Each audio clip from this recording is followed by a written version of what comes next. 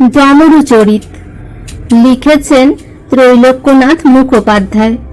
চতুর্থ গল্প, প্রথম পরিচ্ছেদ। ডমরুধরের সব সাধনা। ডমরুধরের পূজার দালান প্রস্তুত। পঞ্চমীর দিন পূর্বের মতোই প্রতিমার পার্শ্বে বসিয়া ডমরুধর বন্ধুবর্গের সহিত গল্প কাছা করিতেছেন। লম্বোদর জিজ্ঞাসা করিলেন, তোমার প্রতিমায় এ বৎসর ব্যাঘ্র উচ্চ কেন? কার্তিকের অরূপ বেশ কেন? ডমরুধর উত্তর করিলেন, ও কথা আর কেন বলো ভাই, যে বিপদে পড়িয়াছিলাম তা আমি জানি। সকলে জিজ্ঞাসা করিলেন, কি হইয়াছিল? লম্বোদর বলিলেন, আবার বুঝি একটা আজগুবি গল্পের সূচনা হইতেছে।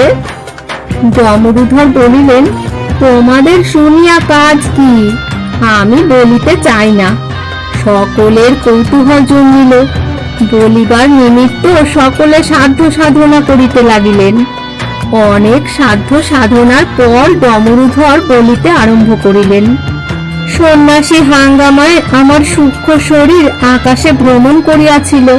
অবশেষে জমালয়ে গিয়া প্রথমে মান্য, পরে অমান্য হইয়াছিল।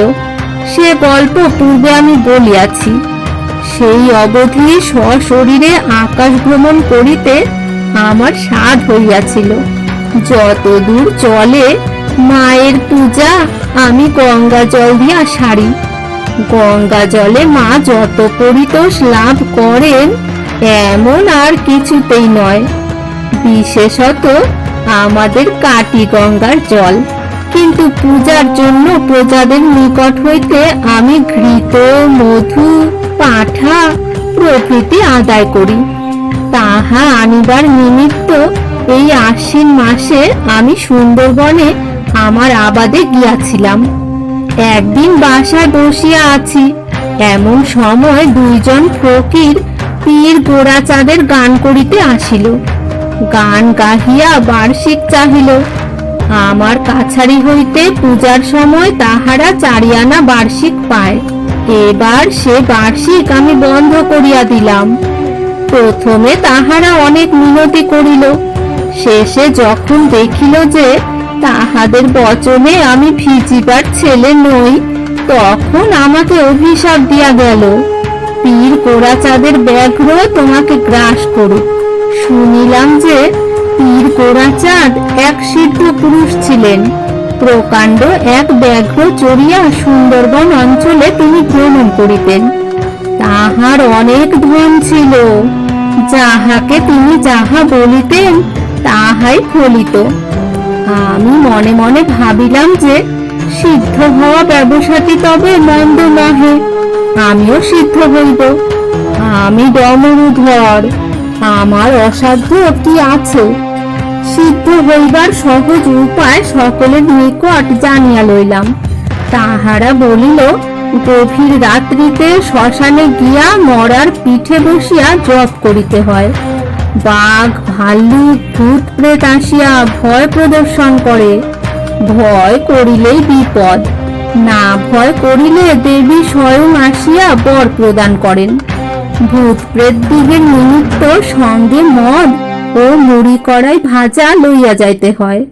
আমি ভাবিলাম এ তো সহজ কথা, মরাকে আমার ভয় কি? মরা আমি গুলিয়া খাইতে পারি। বাঘকেও আমার ভয় নাই। মন্ত্র বলে আমি বাঘের মুখ বন্ধ করিয়া দিতে পারি। ভূতকে আমার ভয় নাই। মাছ লইয়া ভূতের সঙ্গে একবার কাড়াকাড়ি করিয়াছিলাম। শেষে ভূতের হাতে কামড় মারিয়াছিলাম। আমার দাঁত নাই তাই, দাঁত থাকিলে ভূতের হাতে এখনো ঘা থাকিত। তাহার পর একটি ভূত পুষিয়াছিলাম। এলোকেশি যদি সব পণ্ড না করিত, তাহা হইলে পোষা ভূতটি এখনো আমার কাছে থাকিত। 2-4 দিন পরে সে স্থানে একটি লোক মরিয়া গেল। সে মজুরি করিতে আসিয়াছিল, আপনার লোক কেহ ছিল না। তাহার মৃতদেহ লোকে গাঙে ফেলিয়া দিল। কুম্ভীরে খাইতে না খাইতে আমি মরাটিকে টানিয়া উপরে তুলিলাম। তাহার পর যে স্থানে লোকে মরা পোড়ায় সেই স্থানে রাখিয়া আসিলাম। এক বোতল মদ ও কিছু মুড়ি কড়াই ভাজা সংগ্রহ করিলাম। গভীর রাত্রিতে একাকী শ্মশানে গমন করিলাম। মরাটির মুখে মদ ও মুড়ি কড়াই ভাজা দিলাম। কুরকুর করিয়া খাইতে লাগিল। তাহাকে উপুর করিয়া পিঠে বসিয়া আমি কঠোর তপ আরম্ভ করিলাম। তোমাদের ওসব জপের মন্ত্র আমি জানি না, হিড়িং বিড়িং আমি মানি না। কেবল দেবীর পাদপদ্ম আমি ধ্যান করিতে লাগিলাম। প্রথম আকাশ মেঘাচ্ছন্ন হইল।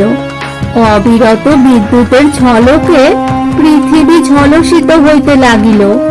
ঘন ঘন বজ্র নিনাদে পৃথিবী কম্পিত হইল। আমি ভীত হইলাম না। চক্ষু বুজিয়া মায়ের পাদপদ্ম ধ্যান করিতে লাগিলাম।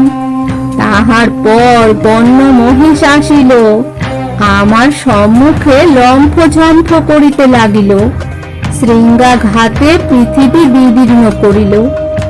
আমি ভয় করিলাম না। চক্ষু মুদিত করিয়া মায়ের পাদপদ্ম ধ্যান করিতে লাগিলাম। ব্যাঘ্র আসিল, তাহার গভীর গর্জনে বনে প্রতিধ্বনিত হইতে লাগিল। আমি চক্ষু চাহিলাম না, এক মনে দেবীর পাদপদ্ম ধ্যান করিতে লাগিলাম। ভূত প্রেত দানা দৈত্য আসিল, আমার সম্মুখে নাচিতে লাগিল। খিলখিল হাসিতে চারিদিক পূর্ণ করিলাম। আমি ভয় পাইলাম না, চক্ষু চাহিলাম না, কেবল বলিলাম, ওই মদ মুড়ি কড়াই ভাজা আছে, খাও, খাইয়া ঘরে যাও। তাহার পর পুনরায় ধ্যানে মগ্ন হইলাম।